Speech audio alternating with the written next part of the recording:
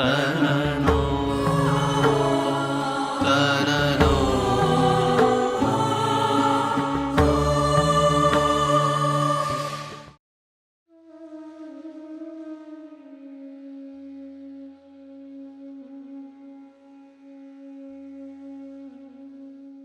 श्रीहरिं परमानंद मुपदेष्टारमीश्वरं व्यापकं सर्वलोकानां कारणं तं नमाम्यहम्।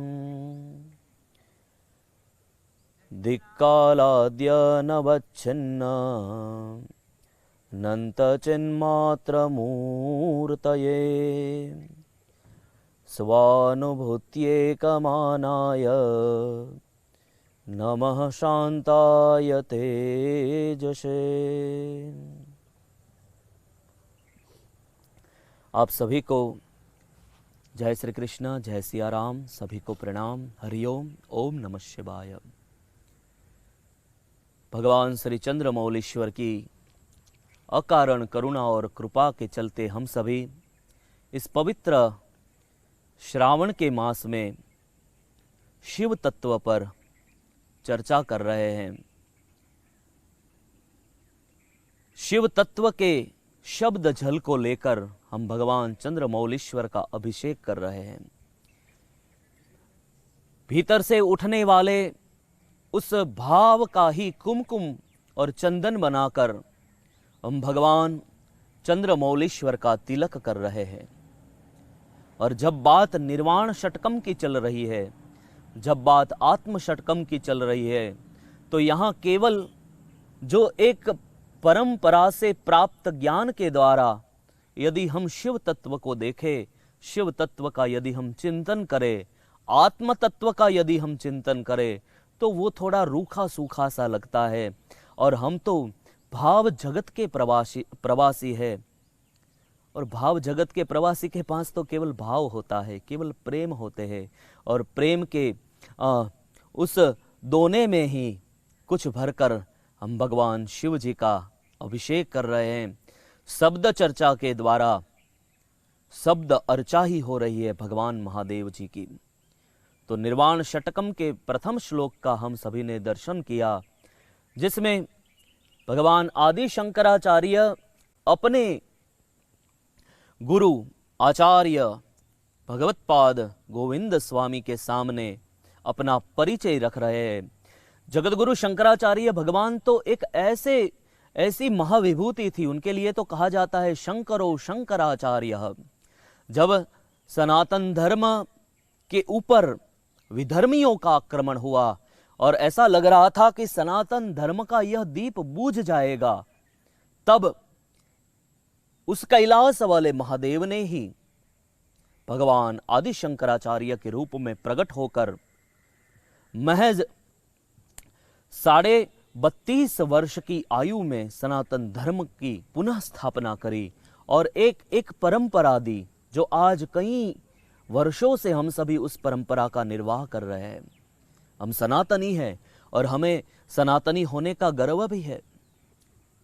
तो यहां पर महज एक 8 साल की आयु में भगवान शंकराचार्य जी ने जो आत्म षटकम जैसा स्तोत्र की रचना करी, आप सोचिए तो सही, वो कितनी ऊंचाई पर विराजते होंगे।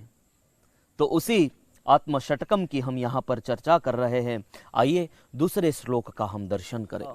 न च प्राण संज्ञो न वै पंचवायु न वा सप्त धातुर न वा पंचकोशः न वाक्पाणिपादम न चोपस्थपायु चिदानंद रूपः शिवोहम शिवोहम। सीधे सादे और सरल तरीके से यदि हम आत्म षटकम को देखें तो एक ही बात है, मैं शरीर नहीं हूं। तो मैं क्या हूं? बोले मैं शुद्ध ज्ञान हूं, मैं शुद्ध आनंद हूं, मैं ही शिव तत्व हूं।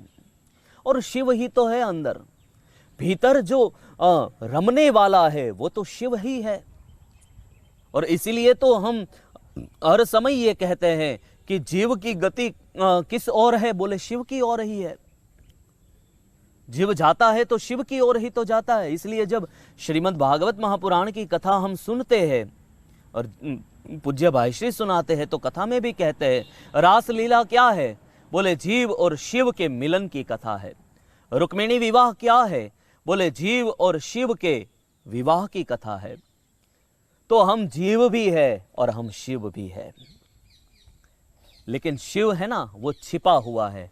वो कैसे छिपा हुआ है और कहाँ छिपा हुआ है, वो इस दूसरे श्लोक में भगवत पाद शंकराचार्य जी हमें दर्शन कराते हैं। कहते हैं न च प्राण संज्ञो न वै पंचवायु। हमारे शरीर में जो पंचवायु है, पंच जिसको हमने प्राण संज्ञा दी हुई है, वो पंचवायु जैसे कौन कौन से, तो प्राण, अपान, व्यान, उदान और समान जिसके नाम है। अब हम उसमें थोड़ा सा हम डिटेल में नहीं जाएंगे क्योंकि प्राण क्या करता है। जैसे प्राणवायु है तो हम जो खुराक लेते हैं उस खुराक को वो नीचे ही स्थिर रखता है, उसी को प्राणवायु कहते हैं। फिर खुराक को जो पचाकर जो दूषित वायु है उसको अपान वायु कहते हैं। तो उस तरह से प्राण, अपान, व्यान, उदान और समान, ये 5 प्राण जिसको हम प्राण संज्ञा कहते हैं। तो ये शरीर में भी ये 5 प्राण हैं। और देखो ये जो सारी की सारी चीजें हैं, जैसे हमने प्रथम श्लोक में सुना था, मनोबुद्धि अहंकार चित्तानि नाहम न च श्रोत्र जिह्वे न च घ्राण नेत्रे। तो मन, बुद्धि, चित्त, अहंकार, घ्राण, नेत्र और जो पंचभूत महाभूत है, क्षिति, जल, पावक, गगन, समीर, इसमें से यदि एक ना हो तो भी शरीर ठीक से काम नहीं करेगा। पूरा इतना भगवान ने सुंदर बनाया है इस शरीर को। तो पंच तत्व यह जो है, पंच प्राण जो है, प्राण, अपान, व्यान, उदान और समान, भगवत शंकराचार्य कहते हैं कि वो मैं नहीं हूं। तो फिर मैं कौन हूं? भगवान जगतगुरु शंकराचार्य जी कहते हैं नवा सप्त धातु नवा पंचकोशः। हमारे शरीर में 7 धातु भी है। वो 7 धातु कौन कौन सी है? तो कहते हैं रस, रक्त, मांस, मेद, अस्थि, मज्जा और शुक्र। अब इसका क्रम भी देखिए, आयुर्वेद में इसके लिए बड़ा ही एक प्यारा सा श्लोक दिया है। उसमें कहते हैं रसाद रक्तम ततो मांसम, मांसाद मेदः प्रजायते, मेदाद अस्थि ततो मज्जा, मज्जायाः शुक्र संभवः। हम जो भी भोजन इत्यादि करते हैं वो भोजन हमारे भीतर जाने के बाद उसमें से एक रस प्रकट होता है और रस से फिर बनता है रसाद रक्तम, रक्त बनता है, और रक्त से फिर बनता है ततो मांसम, मांस बनता है, और उसी मांस से बनता है मेद, मेद से बनता है अस्थि, अस्थि से बनता है मज्जा, और मज्जा से ही निर्माण होता है शुक्र। तो ये 7 धातु है। भगवान शंकराचार्य जी कहते हैं मैं वो भी नहीं हूं। नवा पंचकोशः, शरीर में रहने वाला जो पंचकोश है वो भी मैं नहीं हूं। वो पंचकोश कौन कौन से है? जैसे देखो, ये हमने अभी चर्चा करी ना, शिव तत्व तो हमारे भीतर ही है लेकिन वो ढका हुआ है, और वो उसको ढकने वाले भी यही 5 कोश है जिसको कहते हैं अन्नमय कोश, प्राणमय कोश, विज्ञानमय कोश, मनोमय कोश और आनंदमय कोश। तो ऐसे एक वलय सा बनता है जो हमारे अंदर आत्मा है, आत्मा के इर्द गिर्द एक वलय सा बनता है। और जो वलय है गोल, प्रथम वलय जो अन्नमय कोश जो हम खाते पीते हैं, फिर प्राणमय कोश, 5 प्राणों का कोश, विज्ञानमय कोश, मनोमय कोश और आनंदमय कोश। और ये सारे जो कोश बने हुए हैं, पंचकोश जो हैं, वो हमारी कोई कोश हमारी ज्ञानेंद्रिय से जुड़ा हुआ है, कोई कोश हमारे कर्मेंद्रिय से जुड़ा हुआ है। तो इस तरह से पंचकोश है।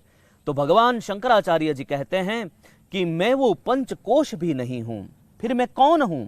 बोले न वाक् पाणिपादम न चोपस्थ पायुः। मैं वाणी भी नहीं हूं, मैं ये दोनों हाथ भी नहीं हूं, मैं पग भी नहीं हूं, मैं उत्सर्जन करने वाली इंद्रिया भी नहीं हूं, न चोपस्थ पायुः। फिर मैं कौन हूं? बोले मैं तो चिदानंद रूप हूं, शुद्ध ज्ञान हूं मैं, शुद्ध आनंद हूं मैं ही शुद्ध तत्व शिव स्वरूप हूं। तो इस तरह से भगवान आदि शंकराचार्य शरीर की रचना जिससे हुई है। जैसे श्रीमद् भागवत महापुराण के तृतीय स्कंध में भी भगवान कपिल अपनी माता देवहूति को सांख्य शास्त्र सुनाते हुए उन 24 तत्वों की बात करते हैं। यहाँ पर उन्हीं तत्वों को लेकर बात करी गई है। जैसे वेदांत में भी ये आनंदमय कोश पंचकोश की चर्चा करी गई है। और देखो, ये निर्वाण षटकम यही है। सबसे पहले साधक के 3 सोपान होते हैं शिव तक पहुंचने के, द्वैत वेदांत, द्वैताद्वैत वेदांत और अद्वैत वेदांत। ये 3 समझ ले, साधक शिव तत्व तक पहुंच जाता है। तो इस तरह से द्वितीय श्लोक में भगवान आदि शंकराचार्य जी कहते हैं कि मैं ये कुछ भी नहीं हूं, चिदानंद रूपः शिवोहम शिवोहम, चिदानंद रूपः शिवोहम शिवोहम। ओम नमः शिवाय।